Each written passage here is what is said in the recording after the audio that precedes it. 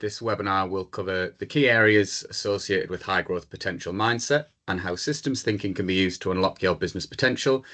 We'll cover both the theory and applications of this thinking methodology, alongside the key factors associated with a high growth potential business.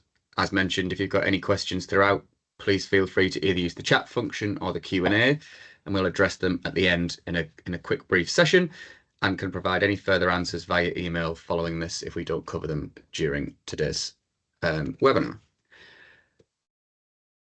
Thank you very much. Hello, I'm Abby Burr. You're going to have to bear with me today because I think I'm coming down with a cold and I keep sneezing. So apologies if I all of a sudden erupt into a sneezing fit. I'm currently serving as Head of Learning and Development at CPI. My role covers both internal development of our staff, but also supporting the external skills arena. I have a background in the education sector that includes secondary education. I've been seconded into organisations such as the High Value Manufacturing Catapult, or HVMC, and the Department of Education. I also hold qualifications in teaching, HR, L&D and coaching. I have a passion around lifelong learning and fostering industry collaboration whilst promoting STEM education and engagement. And my name is Tom Hillier, so I'm Investment Associate within CPI Enterprises. So that's the Venture Capital and Investor Relationships function of CPI. So my role predominantly is I'm responsible for the analysis and execution of early stage investments into deep technology businesses. But throughout my role, I not only execute the investments, but I also help companies to develop their pitch decks and value propositions, which has allowed me to develop a good insight into the key factors that demonstrate the high growth potential of businesses and their overarching technologies. So a quick background on CPI for those of you that don't know. So CPI is a founding member of the government's Catapult network. So that's a collection of organisations brought together to support the growth and development of the UK economy, acting as a delivery agent for the government's strategy and playing a key role in bringing together academia, industry, government and investors.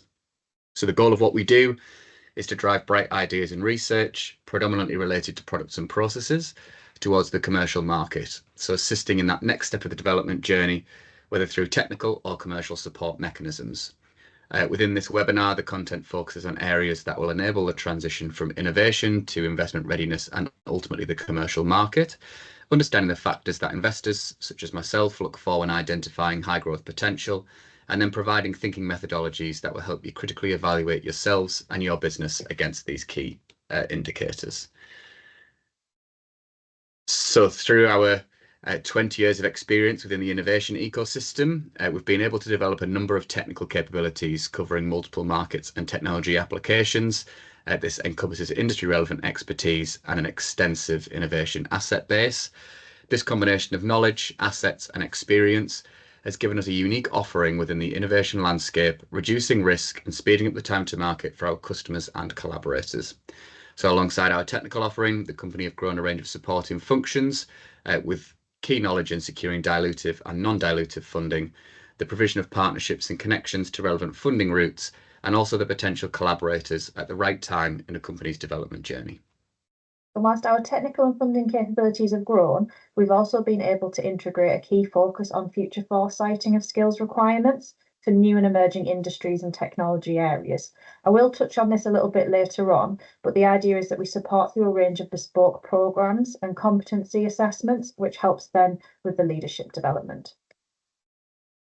So over the course of the next 45 minutes, we will aim to address what linear and systems thinking is, including the differences and similarities, and when it is appropriate to use these types of thinking. We'll look at how to apply these approaches to your business and how you can use them to assess your business against high growth potential factors. During the webinar, you are welcome to add any questions into the chat, and we'll address these throughout and at the end. Please be aware I can't see my screen, so I will check the chat periodically as we move through. So, my question to you to think about and have a bit of reflection on is, have you ever tried to fix a problem only to make things worse? Now, when we look at the context of linear thinking, this is because most of our cause to effect experience involves a linear chain of events. But the world is much more complex than what we realise. In a real world system, there will be multiple reinforcing and balancing connections between events. resulting in often unpredictable feedback loops. Linear thinking is often most effective when looking for a quick solution.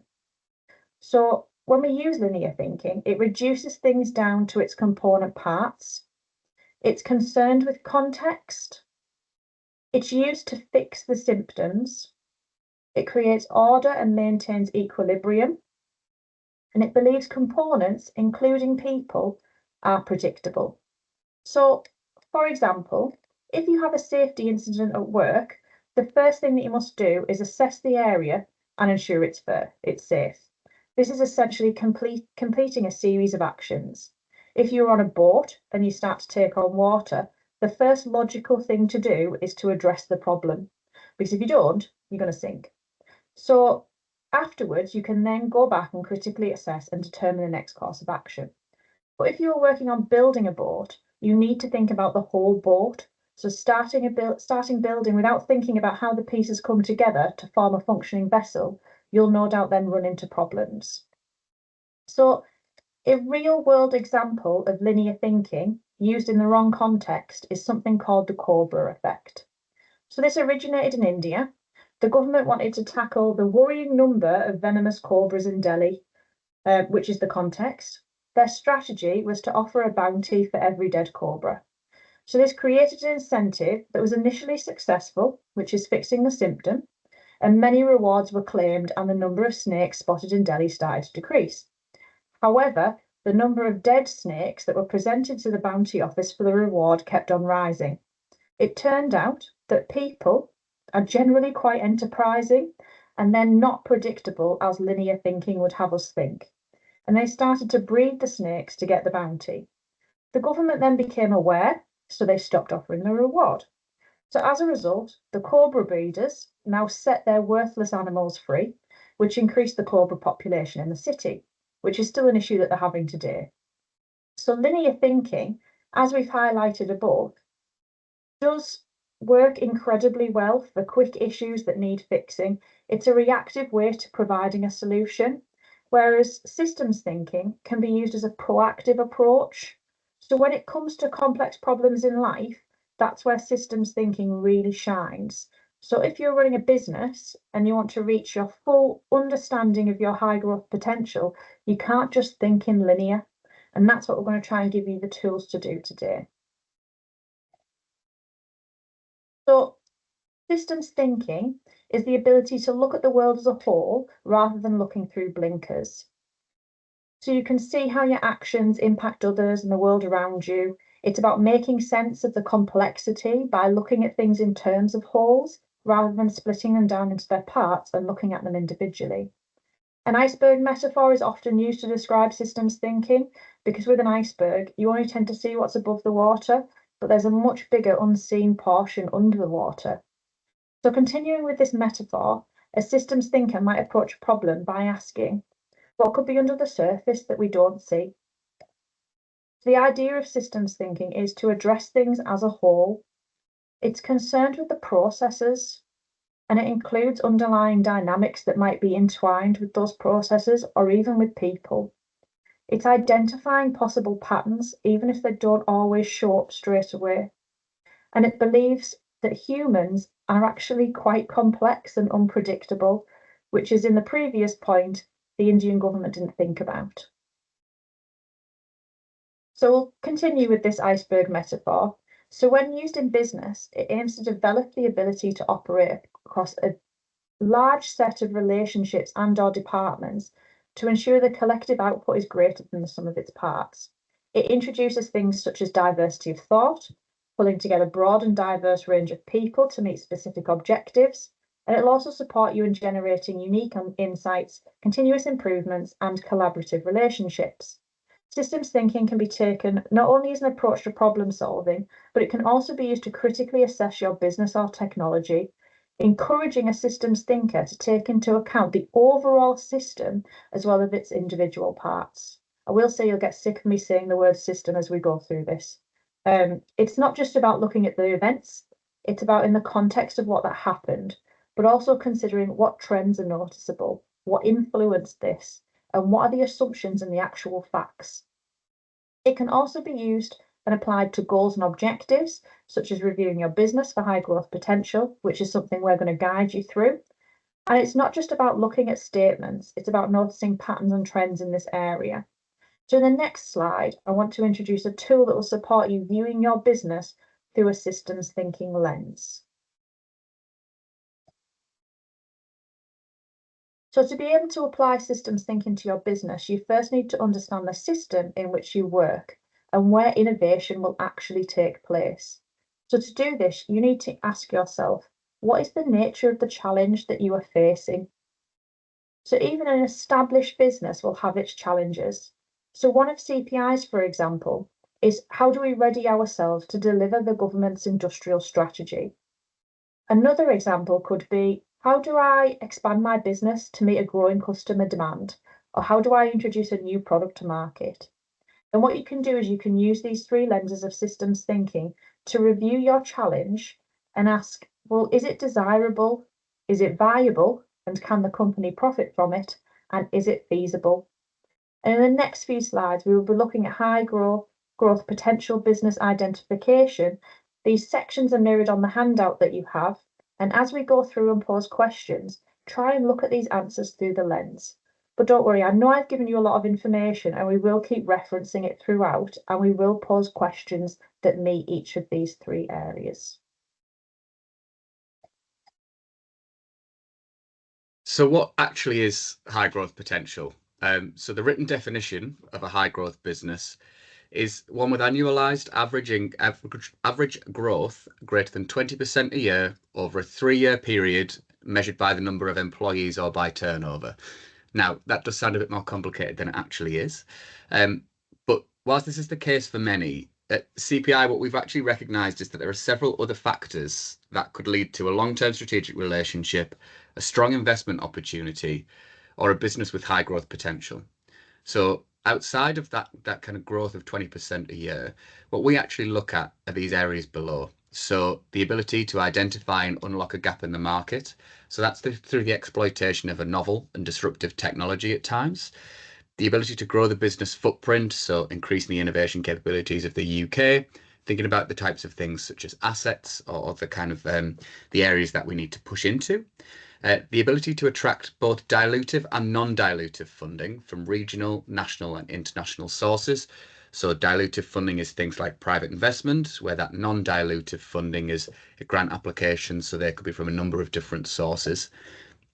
And then the generation of positive impact from a social, economic and environmental perspective. So impact is actually integrated into nearly everything that we do at CPI. We want to be here to create a long-lasting innovation ecosystem. So with this in mind, what we've done is we've generated a framework of key areas for consideration when identifying high growth potential businesses. So I'm going to come on to that in a second.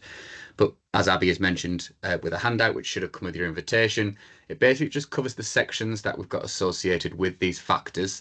It gives you the questions that we're going to run through as well, and an area for you to make notes of your own if you feel this would be helpful. So when we're thinking about that high growth potential, this is the framework that we've built that demonstrates the key elements that we within CPI feel best fit with the factors to unlock the potential for high growth. We appreciate that there is a lot of information on this slide, so don't worry about it. A recording of today's session and a copy of the slides will be shared with you following this webinar, so you can look at them in a little bit more detail. So there is a reason that this framework isn't just a list of points on a slide. So we acknowledge that all of these factors are interconnected. It isn't a start at the top left and work round. They will all overlap throughout. The world is ever changing and nothing in business ever stands still. And innovation is a particular element of this. So we see it a lot that things change on a day-to-day basis. It can even be hour by hour.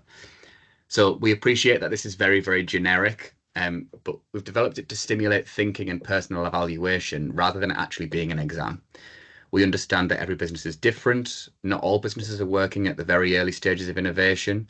However, if you're looking to grow as a company, then we feel as a services provider and investor that these are the key elements that our customers, collaborators, and our portfolio companies have demonstrated as they begin to reach their full potential. Each of these identification factors have associated questions for consideration, which we will cover, providing a greater level of insight and providing with key thought-provoking points when assessing your own businesses. So whilst thinking about these, we want you to look at your business with a growth mindset. So this isn't just about research and answering the associated questions with yes or no. It's about the mindset associated with each factor, looking at those different areas through the three lenses of systems thinking that Abby has just covered. And no one will be 100% complete in every area, and that is absolutely okay. And always work for that progress rather than perfection. So what we're going to do is run through each of those areas. So one of the first and the key factors that we think in the assessment of high growth is the current stage of your technology or offering and the validation that it has received to date. So in the early stages of business growth, the initial development of a technology or offering is usually completed through extensive internal research, either within the company at an academic level or through early in-house R&D activities. These are normally completed alongside the development of an identified plan for growth, which has key validation points acknowledged and outlined within there.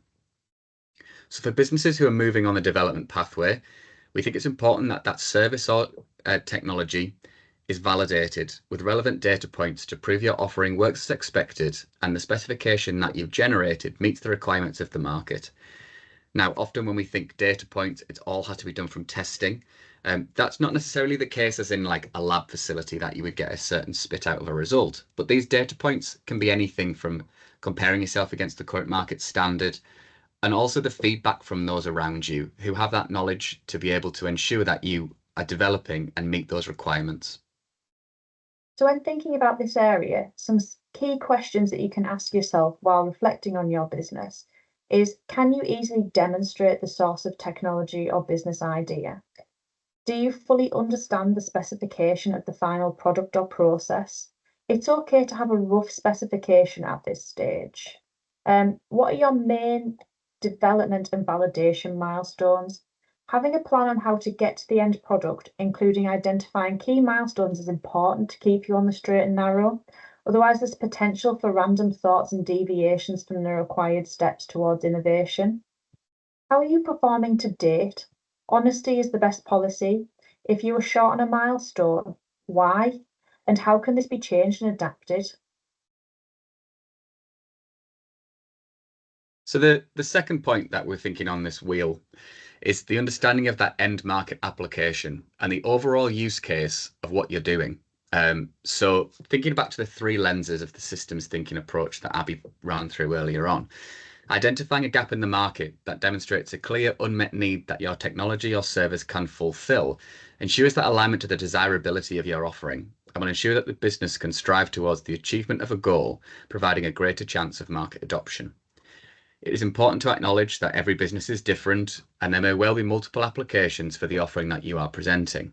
However, going for that complete scattergun approach to the end application often shows a lack of direction, and therefore it is key to actually prioritize what you're doing. This prioritization will provide you with the ability to focus and demonstrates that you have a strategic direction in mind rather than just throwing ideas in the air and hoping that one will land where you want it to. So key questions for consideration here would be, what and who are the main target markets? This will help you share the development pathway and guide to further collaboration opportunities. Do you understand the market dynamics?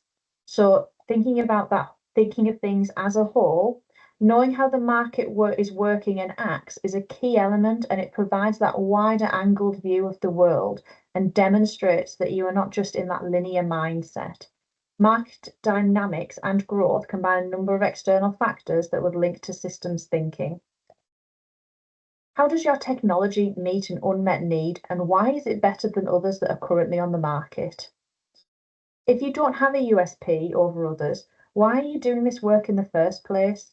Are you creating a Me Too product? For investors, it is key to understand the unmet needs, and it will be another route to acknowledging those external factors within the world. What are your end market applications? Markets are very broad in nature, but the identification of key applications in the market brings some clarity of thinking. It helps show you understand where you fit and will help with that previous slide of building your plan and milestones. All businesses will need investment along their development and commercialization journey in order to succeed. Now, that can be invest as private investment, or it can also cover things like that grant funding as well. So during the initial stages of development, your investors and strategic development partners are an integral part of the journey. And having those that are aligned to your values alongside a company's vision and mission is as important as the money and services that are provided. So gaining the initial buy-in and investment from a technology-focused investor, for example, will provide a benefit to develop that technology, identifying your end-use applications, and also provide you with relevant relationships that you need to push your business towards that commercial market. Whilst institutional investors may provide the capital required to progress, they don't always have that alignment to the company's values, and an understanding of the journey is far more important to be able to ensure that you can reach that point of success. And these are great points. So again, some questions that you could ask yourself is, who has invested to date? It's important to know the value of what they bring to your business and making sure that you utilize their skills. Now, if you haven't had investment, this point still stands because an investment isn't just about money, but about people who want to invest their time. Are you utilizing time effectively with the people that are around you? Who is the ideal investor to align with your vision and mission of the company? Knowing who is out there and can provide next steps towards commercialization whilst creating a wish list is important. This can contain what you do and don't want from investors or partners.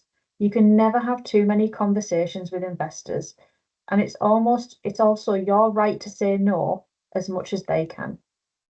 What support is required to gain capital? Do you have the relevant documentation? And do you know what you actually need? This is one area that CPI can support you with. We can help you ensure that your pitch decks and documentation meet the requirements of an investor, as everybody wants different things, but at the same time, we all want the same core principles. And do you have a plan in place? A lot of growth is about planning. Failing to prepare is preparing to fail. And I know that might sound really cliche, but we've seen it firsthand. So the identification and the development of these relevant relationships across people like key opinion leaders, corporates, and potential customers will support in taking the innovation towards commercialization. So these relationships can be in the form of a collaboration to validate that identified application, the facilitation of testing to gain data for regulatory acceptance, further development of validation points, or the potential to become an early customer who will adopt that technology and push it further towards that market. So these early relationships with corporates and customers provide confidence to investors with the potential for market adoption and potential exit route of the business being proven in the very, very early stages. Thank you. And some key areas for consideration again is, who are the key opinion leaders for your area of focus? So these can be anyone. So from other business leaders to leading academics to technical experts. Building a network is key to establishing your business. It really is about not what you know, but about who. Have you got an ideal customer profile? So this will allow you to hone a broad brush approach to growth into key areas and provide the insight into messaging required to make your business a success. So thinking back to what I said before, it's about the desirable and to whom is it desirable. Have you had input from experts? So experts can be providing a great insight to learnings. They give hints and tips on how to get different points. All conversations have some value to them, even if you can't see it in the first instance. What relationships do you need to develop, and have you got plans to engage? So using a network of people can always lead to others. At CPI, we are incredibly lucky that we have an extensive networks of businesses, investors, and academics that can provide insight. But what about the people that are around you? Shy Bairns getting out. The ability to exploit the target market and reach the true commercialization is a combination of all of the previous points, and it's unlikely to happen within the first few years of technology development. However, the creation of the of a strong plan with identified milestones that incorporates the technical, commercial, and financial elements associated with growth will lead to a greater chance of market exploitation. So building a plan provides milestones similar to the first point on that technical development plan, but now encompasses those commercial and financial elements as well. So what that will do is give you and your wider business the opportunity to hold yourselves accountable and responsible. So investors will also look at this as a key part of the commercialization journey and the analysis in that investment opportunity. And we like to have an idea of what those next steps are, partly so we can identify the areas of support that we can give and others around us to be able to get you towards that end goal. Because as an investor, we want you to succeed. And some questions that you can ask yourself around this is, do you have a plan covering technical, commercial, and financial elements? If you're unsure, ask.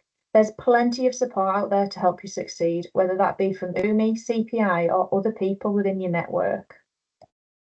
What steps do you need to reach commercialization? Understanding the journey of others can help you shape next steps for your business. Who will assist, and have you got external validation? This market exploration plan will also allow you to make sure that what you are doing is viable from a commercial stance as well as being feasible from a technical stance. I feel like we've spoken quite a lot about the technologies that you've got within a business, but one of the integral parts of this and the early stage business development are actually the people who are involved in driving that opportunity forward. So in the first instance, the understanding of that technology is vital in ensuring that the business is moving in the correct direction to generate the desired outcome. But whilst the understanding of that is important, the move towards market exploitation requires a level of commercial acumen that can only be generated through previous experience in a commercial setting. This all links back to the relationships, as without networks, it's very difficult to actually build that experience. It is very common that the initial business founders are not always those that take the business to commercialization, and acknowledging a knowledge gap is actually a strength, and it demonstrates a true understanding of the needs of your business and who you need to help support you. And this is something that you should ask yourself consistently throughout the journey and life cycle of your business is, who's involved in your management team? Do you have the right people in place to enable growth? Those that founded the business, as Tom said earlier, may not be the people that drive it to commercialization due to their actual expertise and desire. However, have you got plans in place to unlock development opportunities, whether that's through programs, upskilling, mentoring, coaching? And what knowledge gaps have been identified? There's no shame in acknowledging knowledge gaps. In fact, it is a strength. This is something that we still do internally as a growing business. What experience do you already have access to? What experience do the people around you have? Do they realize that they've got experience that you could use? Do you realize they've got experience that you could get into? Do you have the capacity to achieve the development in-house? So thinking from a technical stance, you can do it on your own, or would the outsourcing and use of innovation networks be more appropriate? From my personal experience, it's actually quite rare for a business to build alone. Hence why you see so many companies and academic groups coming to us for support or coming to us for access to our actual networks. So that's been a bit of a whistle-stop tour, but I just wanted to give you a bit of a summary. So it is about creating clarity. It's about being prepared. It's about building a rapport with a wide selection of people. It's listening intently, because people will give you bits of knowledge without even realizing that it's something that you can use later on. Ask questions and be disciplined. Have a project, have a plan, record, take some lessons learned and reflect, and build the drama and the narrative around your business. I've also attached some links at the bottom as well that talks a bit more about things such as systems thinking or design thinking. They're words that are used quite interchangeably. You'll get a copy of these slides so you can read through in a bit more detail and start asking yourself these types of questions.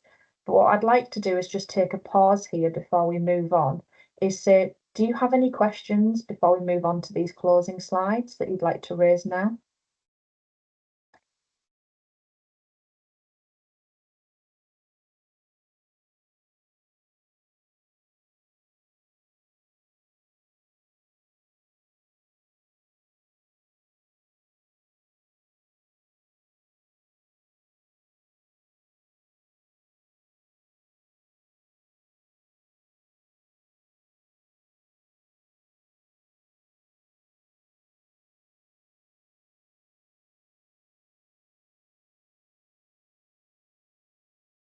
But we have got people typing that, so I'm not just taking a pause for the, just taking a breather. We have got people typing.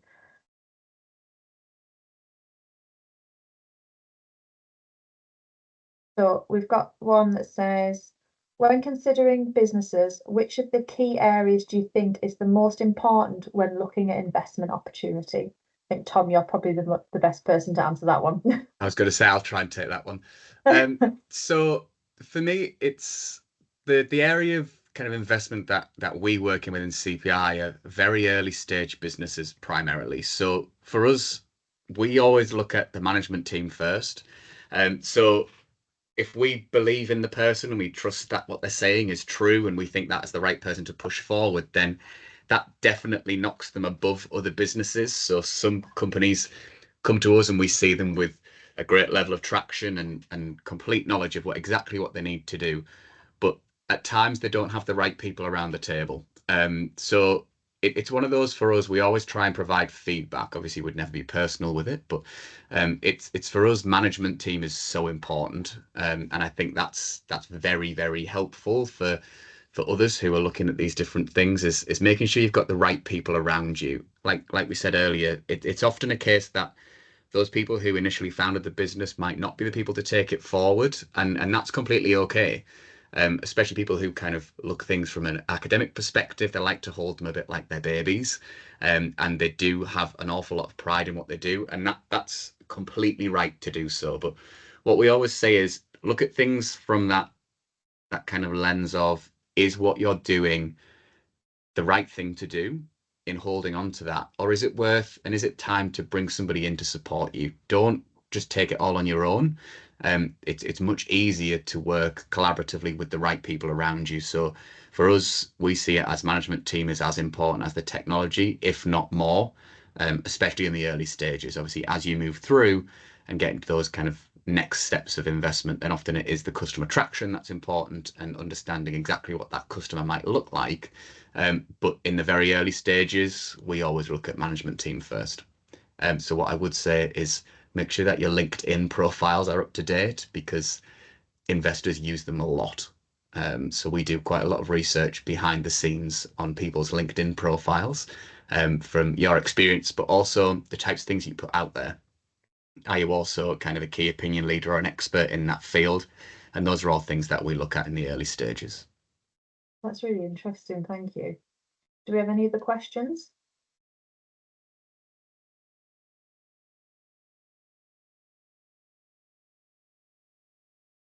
I'll do a follow-on one, Abby, from what I've just said there in the kind of that management team importance in the early stages. So obviously you've got an extensive background in kind of people and skills development. So what kind of options are out there to help support that management team and leadership, from a personal development stance, but also from that kind of commercial element as well?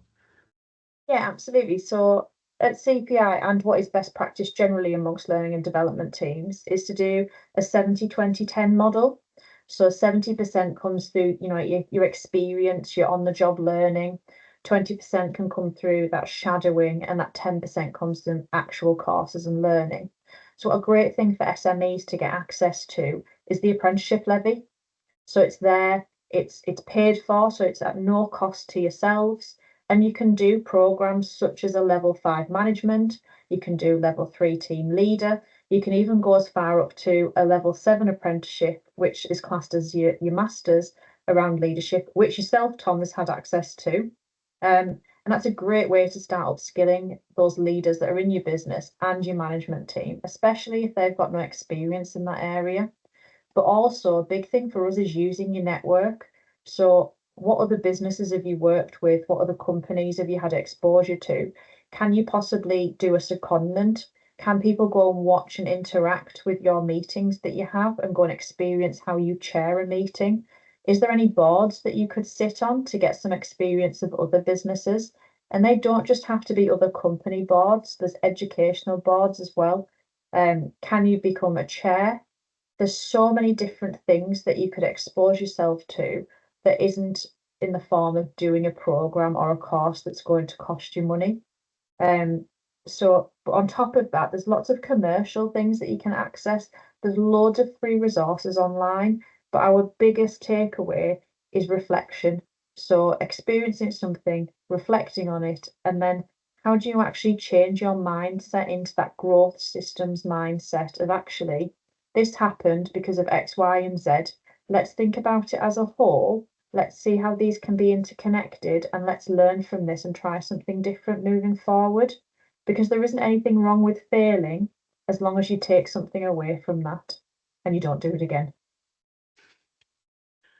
I think it's one of those things, isn't it? It's obviously a couple of the points that we've covered today, and that there's a lot of stuff that you can get from yourself, but also Yeah, that network is so important. I think we've seen that at CPI, obviously being around as a company for 20 years, and Abby, yourself and I have been in the company for a while now. So we've kind of built that network internally, but also externally, and kind of playing on that and making that one of the key kind of assets that you can utilize, I think is as important as developing that full technical offering as well, to push it in the right direction. absolutely. It's the first thing we tell our professional skills, which is our early career starters, is that you need to build a LinkedIn, you need to understand what your personal brand is, and you need to start building your network because that's where your opportunities lie. That's how I got my job. It's how I've got all of my jobs, actually. It's definitely about who you know. It's a little bit about what you know because you need to have that backing of your technical understanding, but it is about that wider network. I can see somebody else is chatting in the chat box, so I'll wait till that's come through and then I'll move us on if anybody else has any other questions around this.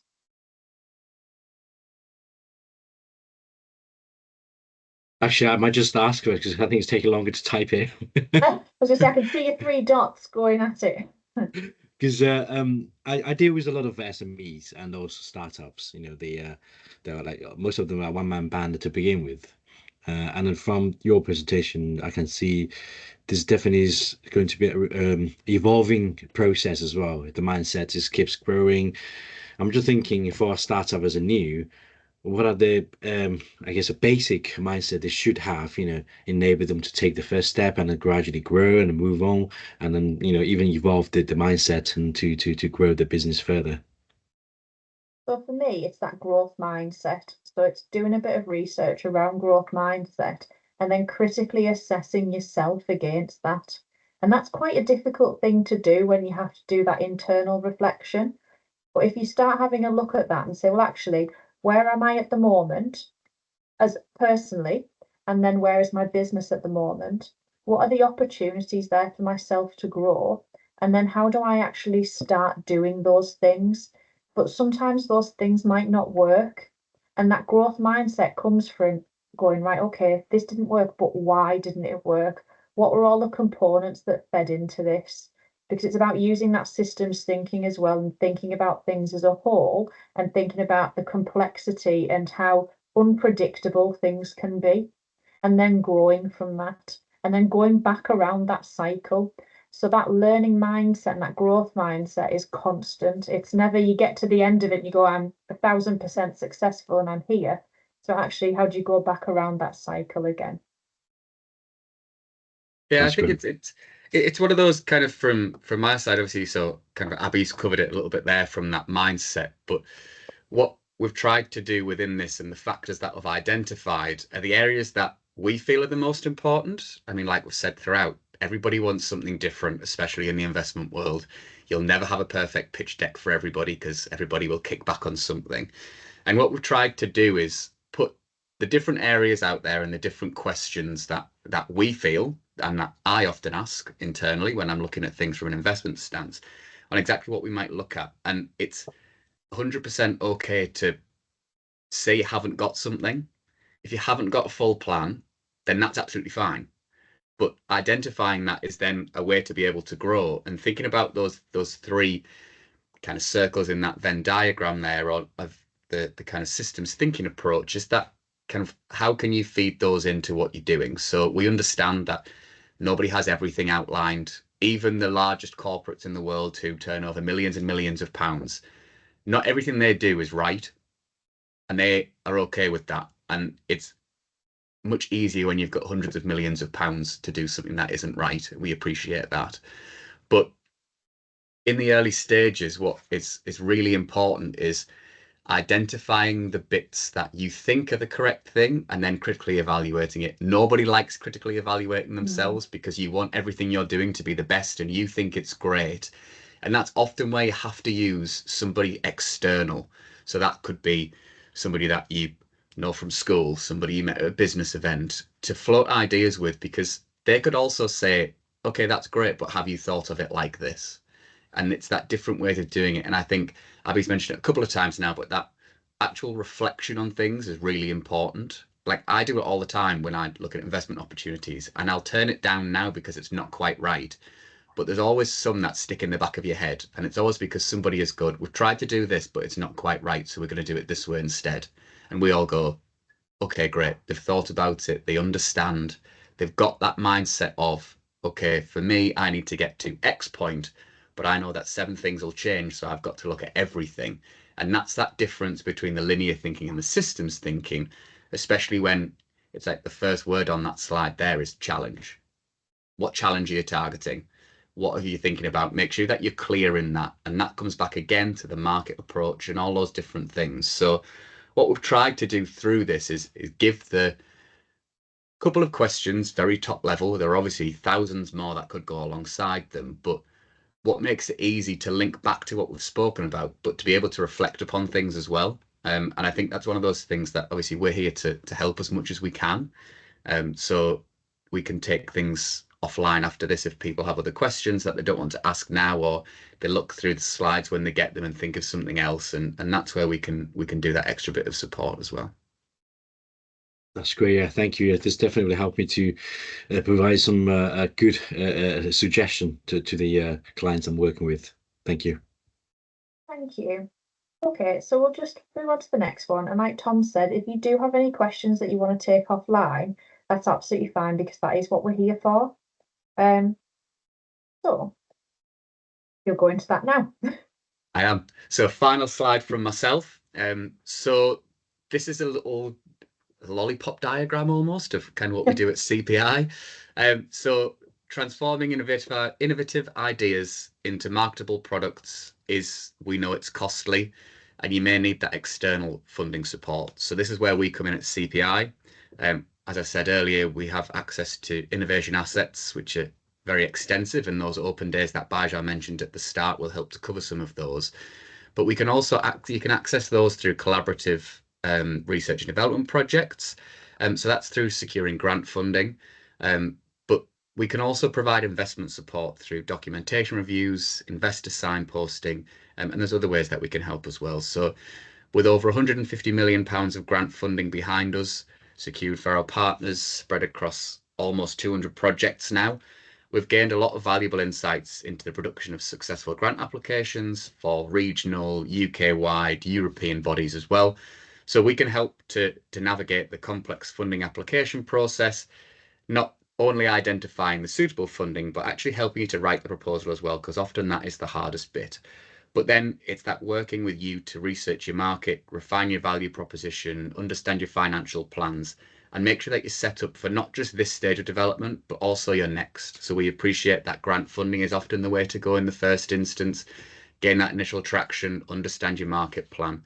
But then that private investment at that back end is the thing that will help drive to success. But then that comes with identifying who the right people are. So that's where we can also support with pulling together those consortiums for your grant applications, but also pushing you towards the investors that we feel within CPI are the right ones to help push your business forward.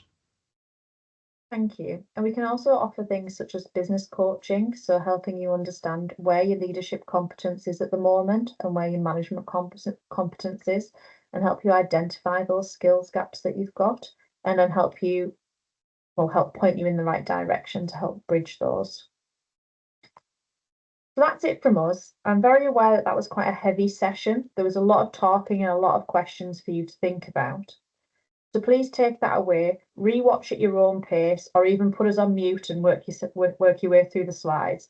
Do some self-reflection and see where you come up, and then see if we can offer you any support, or if that at least helps you go in the direction that you want. So I'm going to stop sharing now and open it up for any closing words or questions. Great, yeah. When everybody's trying to put some question there, I can see there's one. Would you like to do the question first? Yes, please. Yeah. So the question we've got here is there a cost towards the support CPI provide? If yes, what is the range of the costs? So from a technical stance, there are a few different ways that CPI can work with companies. So if it's a CR&D grant, then the cost all goes into an Innovate UK project, so things get costed out in that way. If it's a commercial project, then yes, it is worked on a fee for service approach. But what we do from an investment support function is not a costed approach. So there are other people within the UK ecosystem that do this, but they do cost. Whereas the UK and what we do at CPI is our whole aim as a business is to push UK innovation and help UK businesses to succeed, growing the economy. So what we always try and do is put the element of support in to be able to push in the right direction. So that actual investor signposting and document review is something that we do as a kind of free of charge service. It's all for the goodness of our hearts, some would say. Abby, I don't know whether you want to cover the kind of competency elements because you'll know a lot more about that than I will. So that'll just really depend. It'll depend whether it comes, like you say, from a grant and as part of that bigger piece, or if it's a commercial piece that you're wanting to look at and that is costed. So it's one of those things where it'll just really depend on what you're looking for and what you need at the moment in time that your business is in. So it's always worth having a conversation with us up front, and then we can provide you either with signposting, those fee to service options, or the free options that we can actually support you with. Yeah, just add on to that. If you don't already know CPI, as I mentioned earlier, we have the open days. You can come to the site and just come have a look, see what kind of technology we have and on-site equipment, and have a think. How does that match to your business needs? Whether we can provide you support, and while you're on the site, you can certainly talk to a few staff and colleagues of mine, just to get again a bit more understanding, finding out the direction where you need to head into. And it might be that we point you in the direction of other funding sources as well. So, for example, we had somebody on an earlier one that wanted to understand about how to access levy funding, which is for your apprenticeships and some of your development courses. And actually, there is loads of free stuff that we can point you to as part of Tees Valley Combined Authority or as UMI, whereas quite a lot of other companies charge for that. But we've got that insight of where you can actually get this information that's free to hand as well. Okay. So while we're waiting for any other question coming up, just take the opportunity to thank Abby and Tom for this very insightful presentation. It's definitely eye-opening for me, and I certainly benefit a lot from this session. I hope this is also useful for the audience, and it gives you some food for thought to help you unlock your business potential to develop a successful business. There's certainly a lot of information to process and digest, and then the good thing is the webinar is recorded, and you will get the recording towards the end of this week or early next week. So yeah, and then as part of the whole series, we still have another 3 exciting webinars as part of the webinar series to help you understand the UK innovation ecosystem, as Tom and Abby mentioned, and how you can gain the support and how to develop your business innovation roadmap that will kind of align your strategy, and also how to win grant fundings for your business. That's what Tom and Abby mentioned about the C&D funding, how to use them to kind of develop your project and your technology. Thank you very much. It's been a pleasure.